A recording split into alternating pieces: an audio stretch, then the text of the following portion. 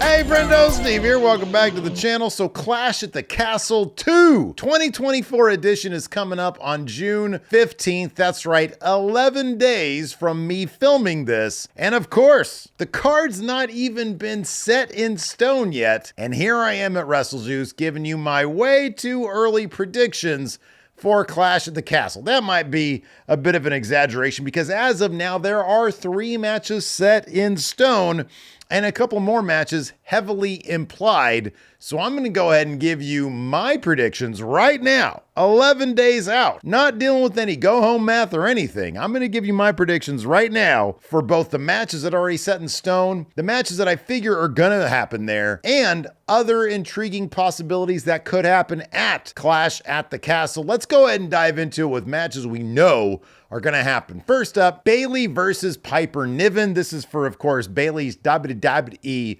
Women's Championship. Piper Niven, her #1 contender. Of course, we're in Clash at the Castle. It's in Glasgow. Piper Niven, Scottish. Makes sense. They're going to load this show up with all them Europeans. It means, of course, Piper Niven, who in her own right is a really terrific wrestler, is going to get this spotlight here against Bayley. It's going to be interesting because Bayley's really over in Europe and Piper Niven is from Scotland. So I don't know how this is all going to shake out in terms of the crowd reaction between these two, but clearly Bayley just won this title at WrestleMania, and although it's a possibility that she'll lose it at SummerSlam, I don't see it happening at Clash of the Castle. I'd be pretty shocked if Piper Niven won and got that title here. So in this case, it's kind of obvious. Bayley wins, beats Piper Niven for that WWE Women's Championship. All right, let's move on to another match that's already set in stone.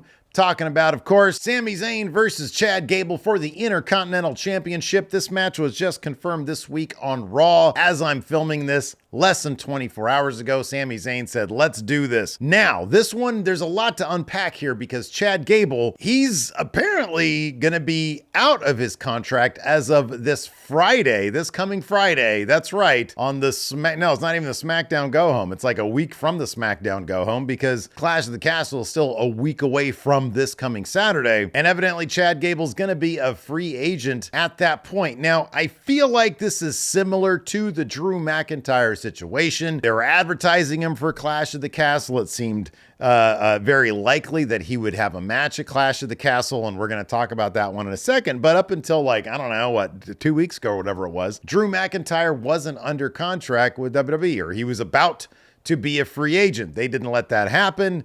At virtually kind of like the 11th hour, he ended up re-signing with the WWE, no doubt for a lot of money. They have been utilizing Chad Gable in a way that finally befits his talents, being this abusive mentor slash coach slash teacher for the Alpha Academy, a guy who's absolutely been driven kind of insane by the fact that he hasn't won that Intercontinental Championship. It's been an incredibly entertaining feud between him and this build to Otis finally turning on him, along with Maxine and Tozawa just sort of sitting there traumatized by the entire thing. It's actually been a really good program between him and Sami Zayn. I've appreciated it quite a bit.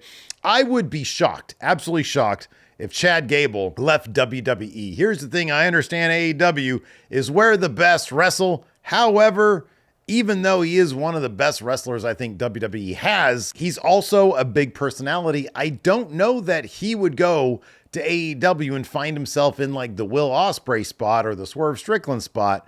However, in WWE, man, if he can make a bunch of money and be utilized in this manner going forward, if he ends up signing a new contract, I could see him winning this Intercontinental Championship at Clash of the Castle. I know Sami Zayn just won this at WrestleMania. He's not a Gunther type. He doesn't need the title for a long time. And in fact, I think it'd be a lot more intriguing if Sami Zayn lost at Clash of the Castle. 2 things. Number 1, I fully expect Chad Gable to re-sign with WWE. I think it makes all the sense in the world. And number 2, I think his warpath will continue. Him winning that Intercontinental Championship is kind of integral to his storyline of becoming just a supreme asshole, like an asshole, even sort of like a baby version of Roman Reigns, like the Intercontinental version of Roman Reigns. He's going to have that Alpha Academy with him under his thumb, bring in the Creed brothers as a couple of assholes as well.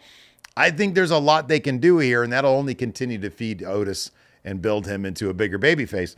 So that's my long way of saying I think Chad Gable's going to resign, and I think he's going to win that Intercontinental Championship, and I think it's going to happen at Clash of the Castle. Chad Gable wins. All right, let's talk about the other match that's been confirmed for Clash of the Castle. I'm talking about, of course, Damian Priest versus Drew McIntyre. I feel like this one has to main event the show. It seems likely that Cody Rhodes is going to have a match on the card, and I'll talk about that in a second. But this could be a situation where the World Heavyweight Championship ends up main eventing over the WWE Championship because Drew McIntyre is in this match. I kind of expect Broken Dreams to come back. I expect the Scotland crowd to be huge for Drew McIntyre, and I do expect Drew McIntyre to win that title at Clash of the Castle. There are so many loose ends, there are so many variables here, there's so many X factors here that it's difficult to sort of understand exactly how this is going to play out. Obviously, you have Liv Morgan right now wreaking havoc all over the Judgment Day. You've got Braun Strowman wreaking havoc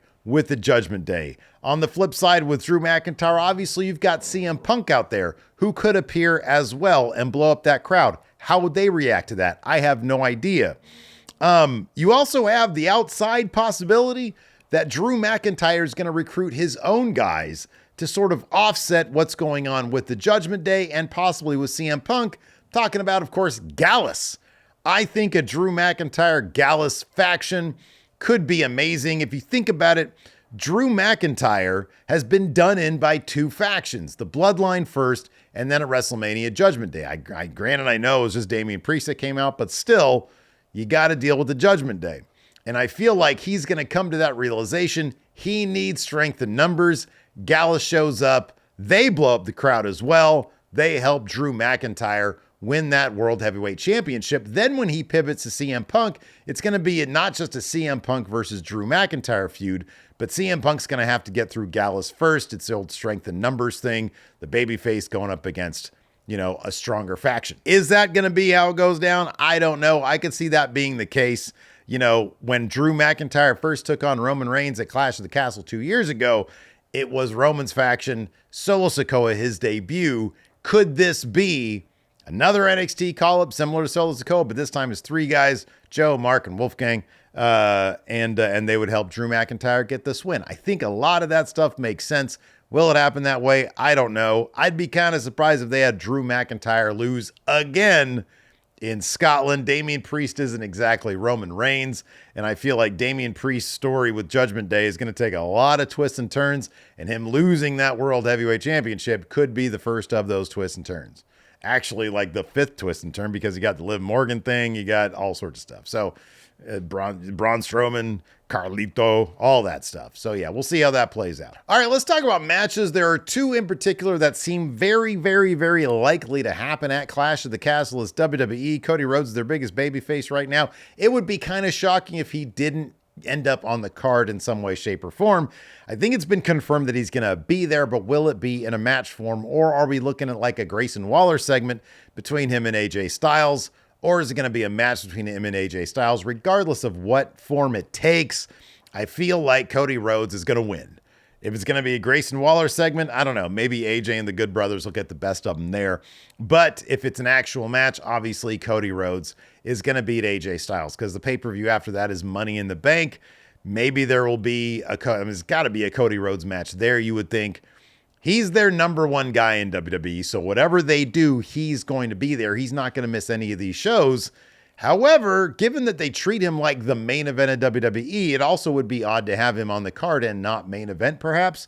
So maybe it will just be a segment that'll keep the crowd happy and save him for the Money in the Bank pay-per-view in Toronto. That's a possibility. Also, a distinct possibility. This seems more likely to happen than the Cody match. I'm talking about Alba Fire and Isla Dawn versus Bianca Belair and Jade Cargill for the women's tag titles.